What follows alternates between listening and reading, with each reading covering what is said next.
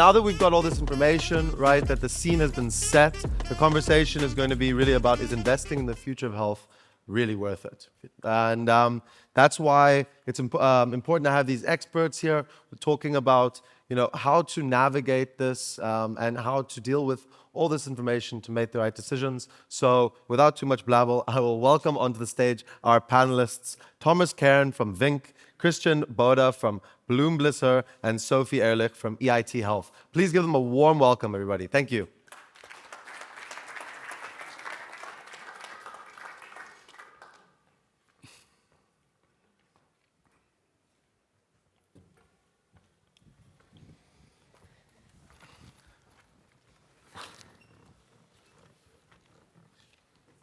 All right, so thanks very much. I have the doubtful pleasure of actually talking in the beginning and then moderating the discussion right now, but I'm sure we're going to have fun on it. I'm really thrilled to have you on the panel. I think it's a very good collection, and thanks to Invest Austria also for putting that panel together.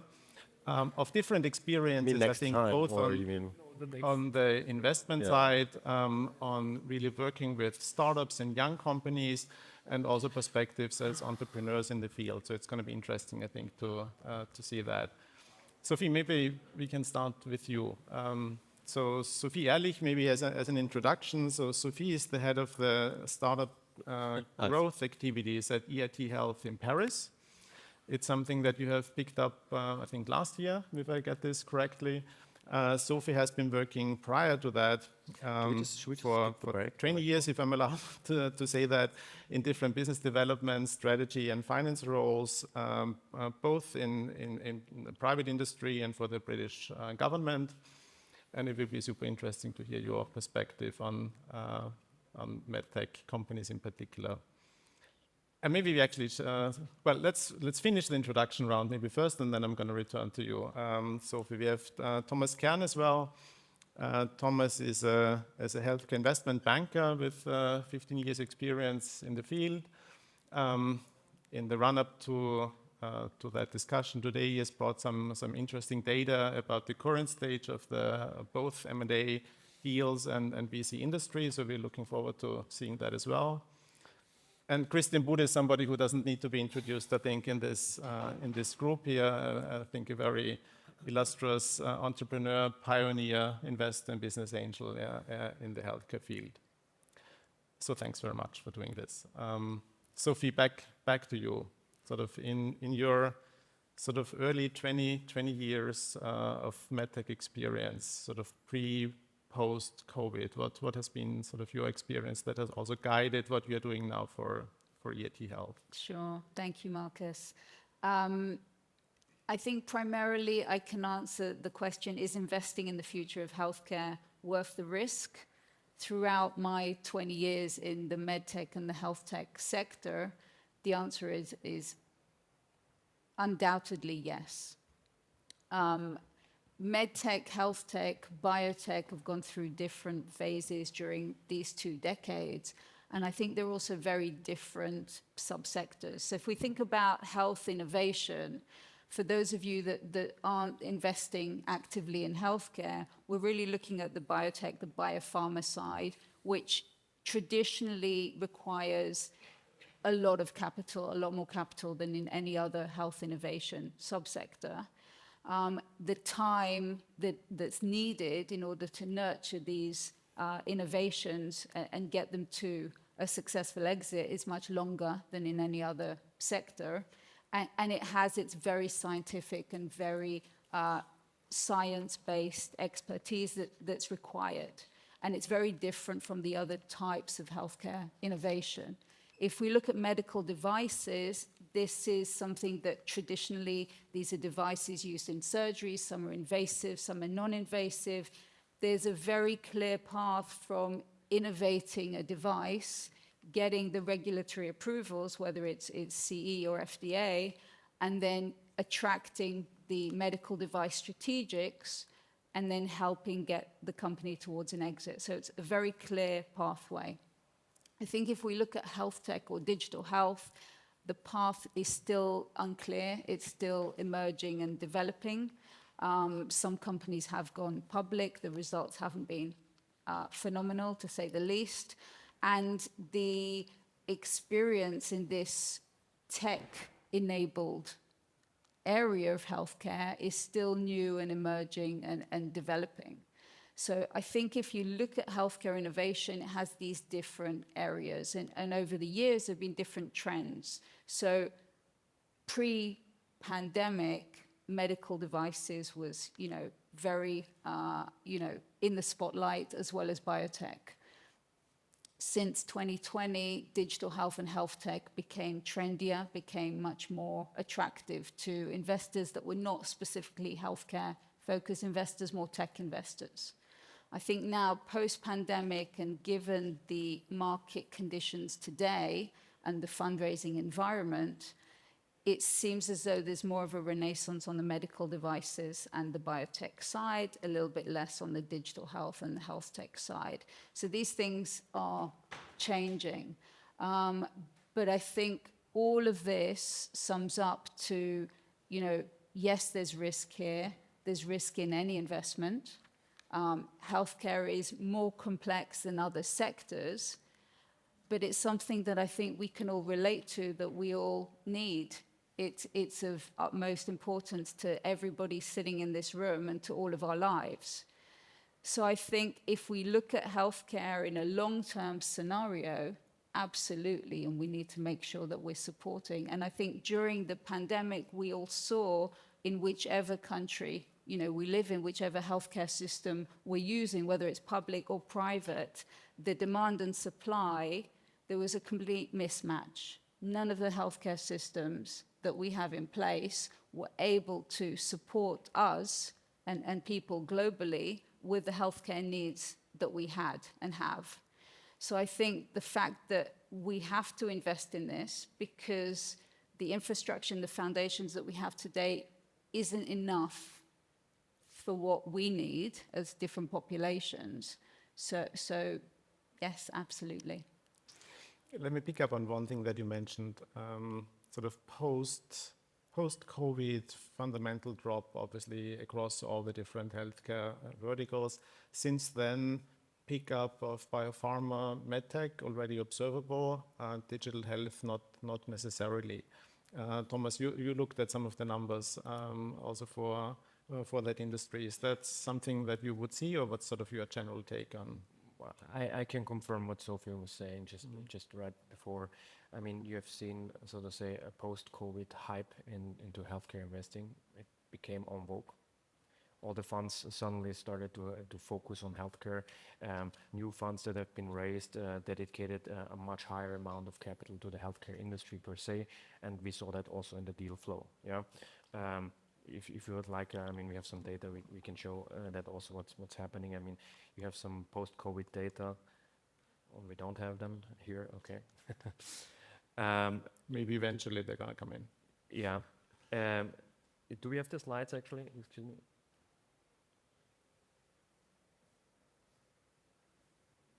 Okay. Here you go. Can you skip forward a bit? So that's the one. So if you look at 2021, you see there's a peak in to a certain extent in terms of deal volume, yeah, in terms of healthcare deals in Europe, and also in terms of private equity deals. And you see that it's going down over time. That's natural because we expected that, and what you saw in the markets was in 2021 people were shopping around in the healthcare industry, and was a sort of a tourism attitude of investors, and say, okay, let's explore that field, which was good because it opened the market more to investors that were naturally saying, okay, healthcare is a no-go. Yeah, so I support that trend. Yeah, because prior to COVID, what you had basically in the investment sphere on the private equity side, so I have to say we focused on the private equity markets here. You have certain specific, areas that were real estate, financial institutions, and healthcare, and the rest was in one bucket. Yeah, so either you were a specialist in one of the three, or you were a generalist. Yeah, and COVID basically supported opening up the markets for the wider, investment firms, and they jumped into the markets, and some stayed, which is good. Yeah, because it's providing more new capital into the markets. And we need that, and we see that post-COVID, deal volumes have gone down, so in 2022, 2023, but it's picking up again. So we're expecting that next year we'll have a deal volume similar to the post-COVID hype in 2021. So that's what we are seeing. And on that note, maybe also interesting to know, if you can go one slide before. Sorry. Also what we see in the markets, if you look at the dry powder available in the last 10 years, I mean, we had a CAGR of 11% in growth in dry powder of private equity investors. So, and it's peaking, so there's more and more dry powder available to be invested. And part of that is to a certain stronger extent invested into healthcare and life sciences. So we expect the deal volume is going up. We expect that the next years are becoming very, very important markets for healthcare investing on the private equity side, but you can, so to say, draw some conclusions for the VC side as well, because the dry powder is going up and it's also going up for VCs. So we're very positive about the next years to come ahead. And do you see it materializing? Because I remember that we've been talking about mostly US dry powder already 2 years ago, where they had sort of absolute peak fundraising years in US VC. Everybody was waiting for that sort of to trickle down. What do you see in sort of current VC investment activity? Well, in the VC investment activity, I would say currently focuses on portfolio support. So people are waiting and seeing what's happening before raising additional capital. So I would say it's a bit on hold. For the reason because markets have slowed down, company developments may slow down. There may be the one or other hiccup, which needs to focus or requires the companies to focus on extending liquidity, and that means potentially additional investments from current investors. So if you look at the market, what you've seen, the rounds that have been raised from the startups in the past 12 to 18 months, often they were claimed as great new financing rounds. But if you look at really the investors that invested into these rounds, you have like 1, 2 smaller, new, fresh investors. The rest is coming from the existing shareholders, and that's a good sign. It's good that the people are supporting the companies, but that also means there lies the focus, and not on raising new funds, because you need to support and stabilize your companies before raising capital, and that's why I would say on the VC side we'll see a peak in 2-3 years again. And if you just can return to this quickly, I think in any comparison that comes back to comparing current status to 21, we just need to be aware of how exceptional that time period was, right? Yes. I mean, this is extremely unlikely to well, hopefully in a way, I think, to come back anytime soon. Maybe stepping sort of beyond the data and more generally, and talking to somebody who has started and run healthcare companies, is actively investing in the field. What's your sense? Is it worth the risk? When I focus on this question, I think for all of us as investors, one of the primary things we are looking at, is there really the demand? Is there really the demand? And I think we have all heard about that, but it's a fact, and there's nothing where there can be different opinions. It's just a fact that we have an aging population and that we have increasing chronic diseases. So we have a huge demand, and everything, all these different surveys talk about an growth of 20% until 2030, number one. Number two, we have a complete mind shift when it comes to what is erasing. We are dealing nowadays with a sick care, not with a health care. And that changes completely. It changes because on the one side, we have now a consumer patient. Dr. Google is all over, but also the literacy, the health literacy is increasing. A second trend is that we are getting care anywhere and all over. That has a lot to do with also the technologies which are now available. And there are some of those technologies, especially AI, especially sensors, especially genomics, yes, who are merging together and giving a solid base for profitable new solutions. And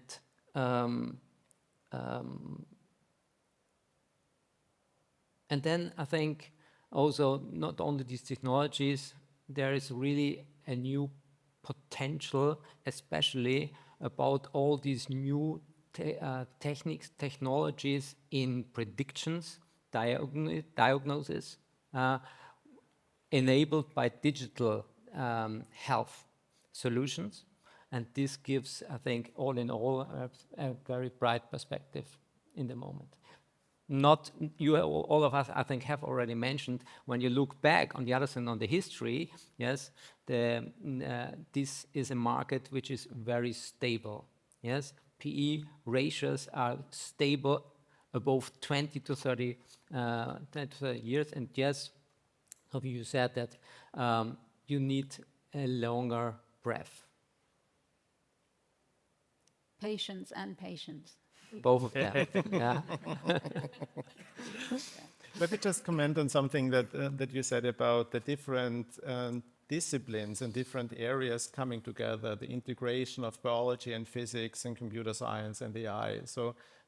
And let me skip for a second from the moderator to the speaker role before. I talked about this age of biology that we are living in, and I'm strongly convinced that this is, in a very grand scheme of things, really true.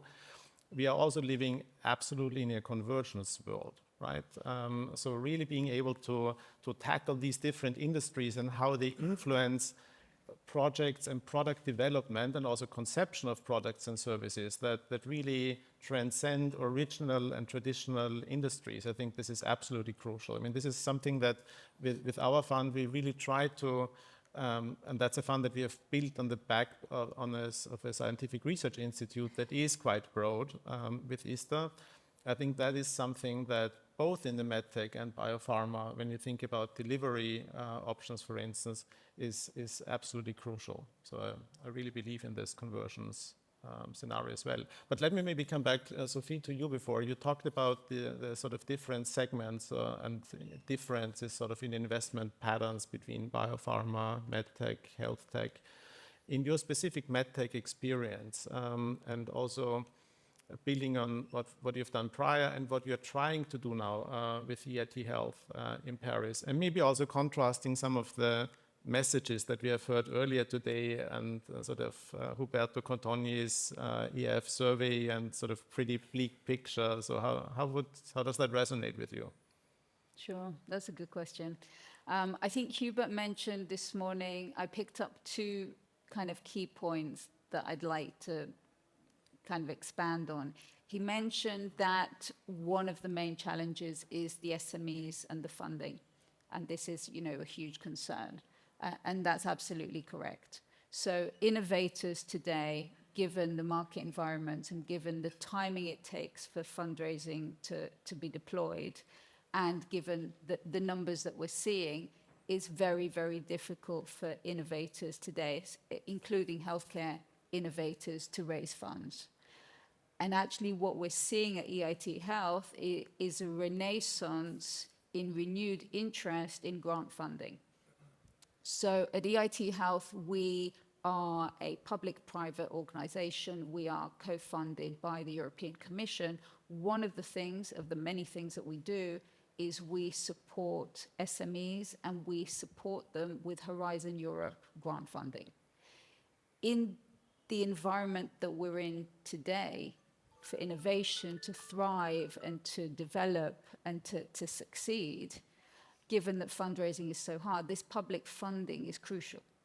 So the role that we have today in the ecosystem, together with Astrid, who's the managing partner of our Vienna, of our Austrian base as well, is actually incredibly important. So, for innovators to fundraise a combination of grant funding, public funding, as well as private capital, and having this balance is actually ever more crucial. What we're actually seeing is not only are more companies coming to us and knocking on our door and asking which grants could be suitable for their innovations, we've also got venture capitalists that are knocking on our doors and saying, look, this is our portfolio. We've got X amount of companies here.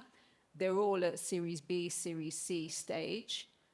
But actually, is there grant funding that could be suitable?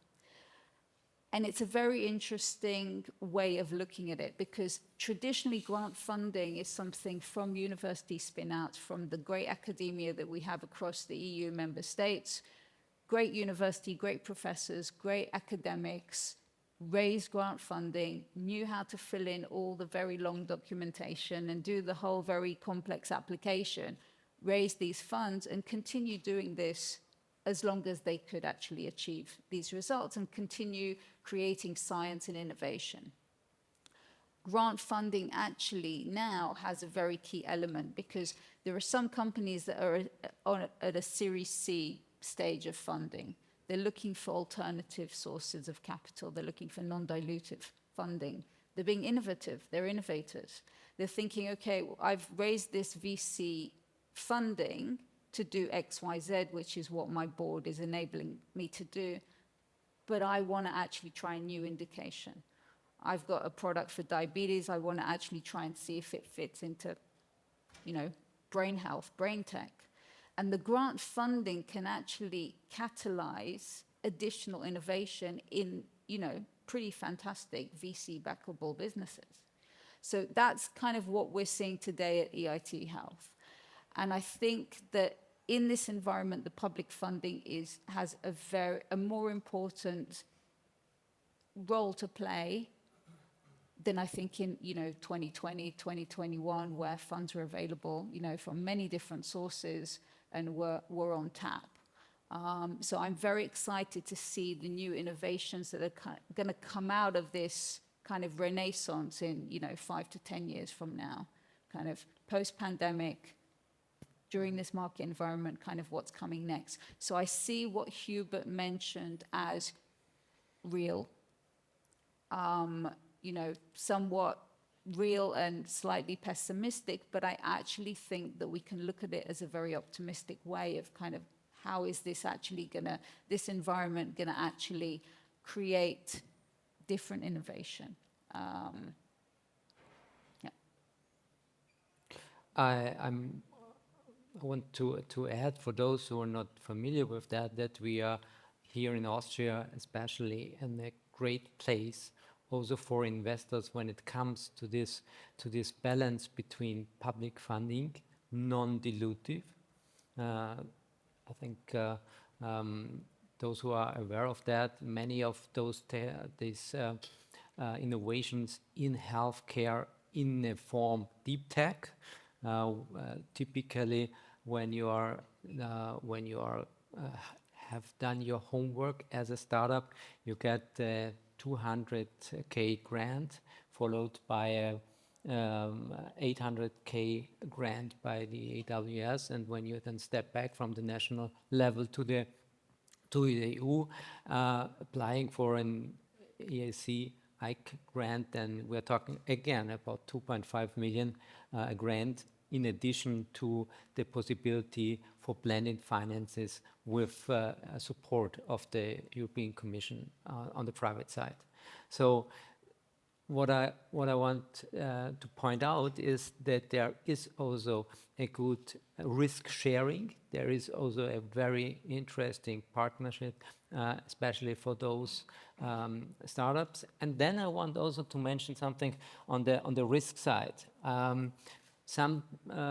Sometimes I hear that, especially in this market, the regulatory is the highest risk. I don't see that. So yes, definitely it is, but you can tackle that, or your startups can tackle that.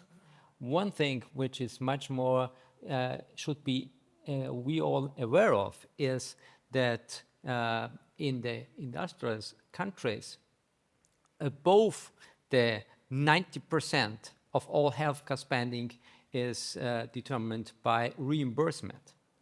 And the reimbursement risk can only be tackled if those startups very beginning and not at the end when they have achieved a conformity declaration and have all the check-offs at their on the regulatory side. No, it's much earlier necessary that they reach out to those who will pay in the future for that. Not only the patients, yeah, not only having the customer journey and the market product fit in mind. No, there is a third party, and that are the insurances, and you have to take them into the boat very, very early on your journey.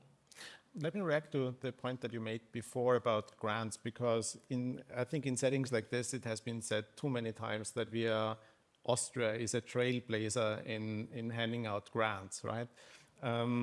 That's obviously true, but I think the way it works and where we're really trailblazing is exactly in that notion that Sophie, you mentioned before, which is public grants is not crowding out private investment. It is actually really working in sync really well. And that's something that I have seen in Austria working much better than in many other countries. And Germany had sort of issues with this. France had issues with this.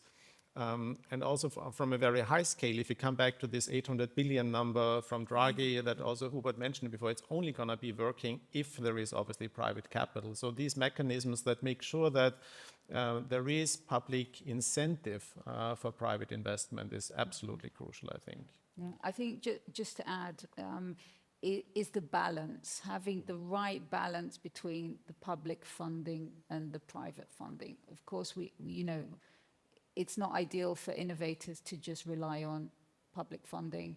They're not going to commercialize, they're not going to scale, they're not going to go into other European markets, whether it's the US at some point. So it's having that balance. There's one thing that the public funding does do.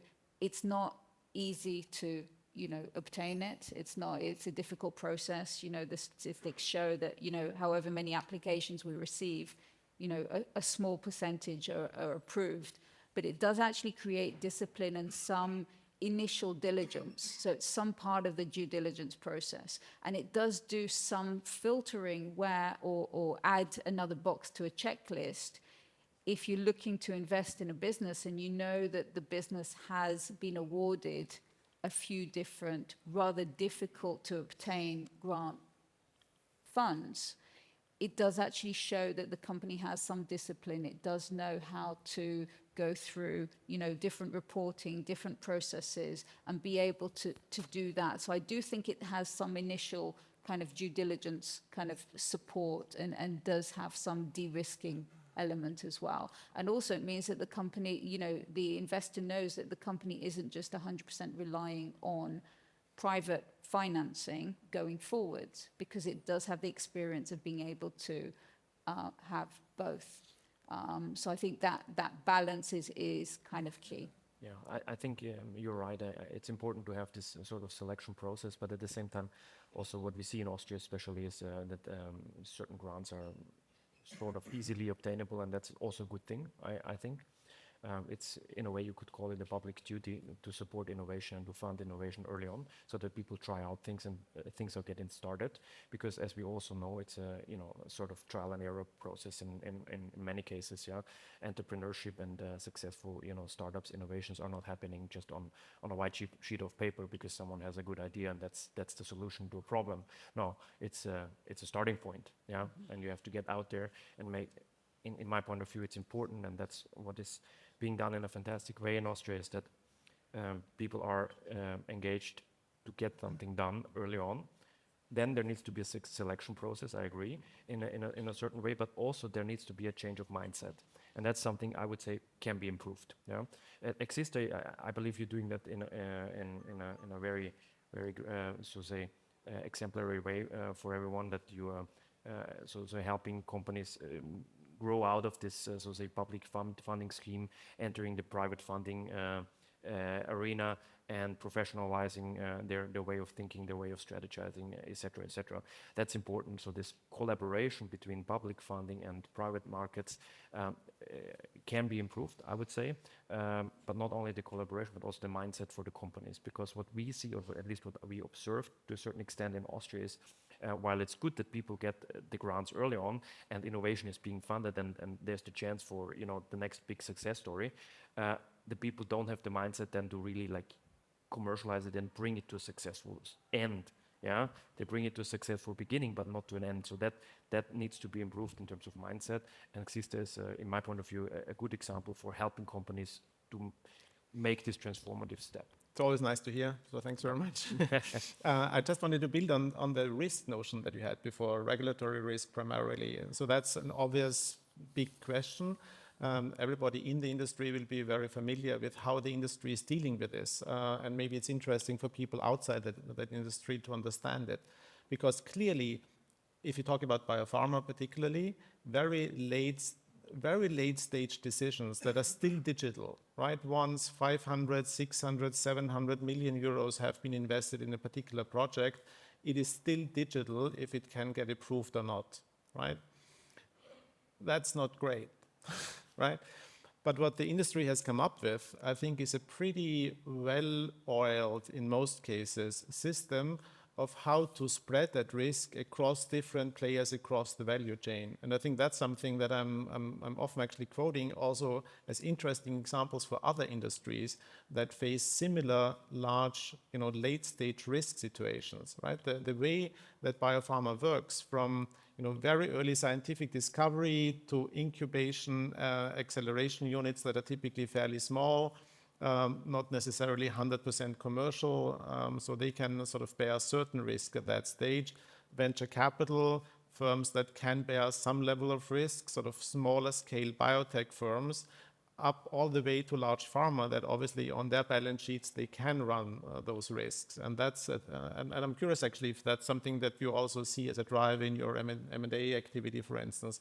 But I find it actually a pretty well-developed system of risk bearing in an industry. Yes, we see that, and also, I mean, picking up on that, I think for the general audience, for those of you who are not fully familiar with the healthcare industry, I think we should also mention that healthcare is, a variety of verticals, and a lot of people who think about healthcare, they think either hospitals or highly expensive, high-risk, therapeutical developments, but there's a lot in between, and their respective, so to say, development chains and also value chains, and that's important because that's where people are investing into. Yeah, that's not the one end or the other; it's everything in between, and that's also healthcare. So if you're talking about healthcare, you have the various verticals and subsectors, but you start with, let's say, pharma, biotech, and let's say.